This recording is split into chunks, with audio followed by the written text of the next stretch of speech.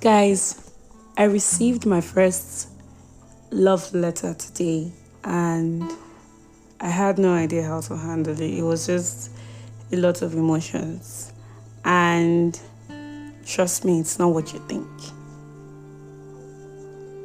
Hello, guys, my name is Mimi. This is a dash of colors. It's been so long. I've been stuck in a place where I really had nothing to say. I just felt like I've gone past that stage of my podcast where I always came here for therapy. And somehow I had nothing to say at the end of the day.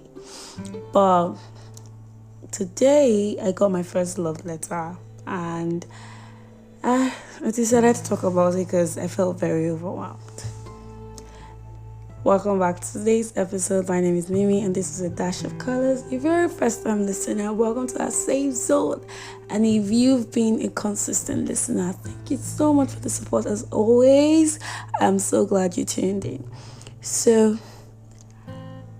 one of the things that I decided this year was that I would apply for scholarships and for a master's degree actually, because I graduated 2018 and as at then I really had no clear directions on what I wanted to do. So I did well in school. I had a very good BA result, so I was really excited when I graduated. But yeah, Nigeria happened and then tons of other things happened, which if you're a very consistent listener, you must have heard me talk about them. So, but this year, I decided, hey, I'm going to apply for scholarships, admissions, and all that. Now, the sad thing is, I finally did my first application in January.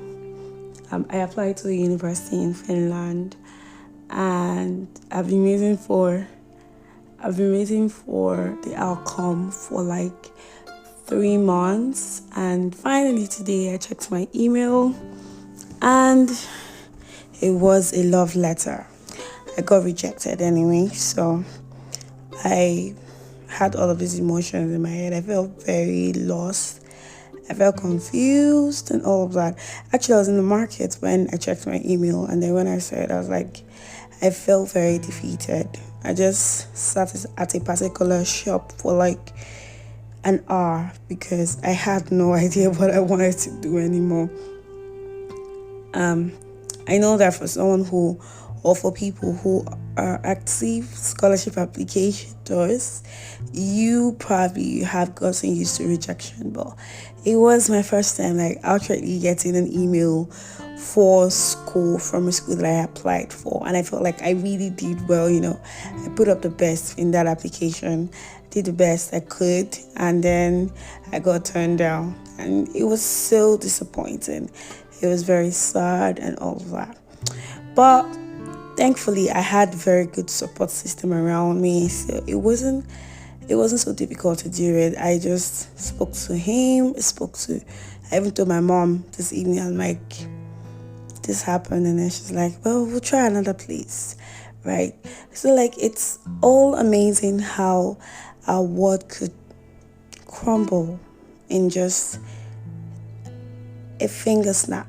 It's 1 minute, you know everything, you've planned everything in your head, things are already perfect, and just a snap, it's all gone, and then that's your hope crumbling. That's everything that you've ever thought about falling apart. That's exactly how I felt today. But I'm really grateful that I know that I probably got rejected because I didn't fit into whatever criteria that they were looking for. But it wasn't because I wasn't good enough. Because I know that I am smart, I know that I'm intelligent, I know that I'm very passionate about education, which was why I applied for a degree in it. I know that all of these things do not define me, even though when it happened at first, I was very overwhelmed. I cried. I was just felt really defeated. But I'm fine, really, because I understand that it is not a proof, a complete proof of who I am. It doesn't define me or the things that I could do in future. I admit that it is, or rather, it was a very low period for me because I felt like I had come to a complete stop.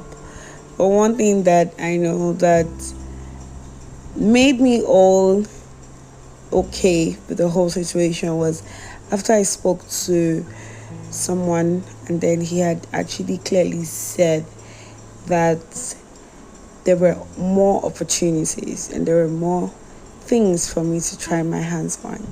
So it wasn't necessary for me to feel sad that I got a love letter from a university. So, guys, this was actually how I spent my day, and I haven't had anything to say for a very long time, and I just felt like I should share this because everybody's life is not rosy, everybody's life is not perfect. Our lives are not as we've always pictured them, or they're not as great as the pictures that we put on social media, right? We struggle, we have things that bother us, we have demons that we're always in constantly fighting. And this is what makes us human. This is what makes it all part of life. There'll be ups and there'll be downs, but we don't stay down. We try as much as possible to stay afloat, irrespective of how crazy or whatever thing that life chose as us. So I hope today's episode you really enjoyed it, and thank you so much for tuning in. As always, do not forget to share, do not forget to subscribe to the podcast if you haven't. I have a Telegram community, be sure to sign up for it. Thank you so much for listening, guys. My name is Mimi. This is a dash of colors, and I'll see you next time.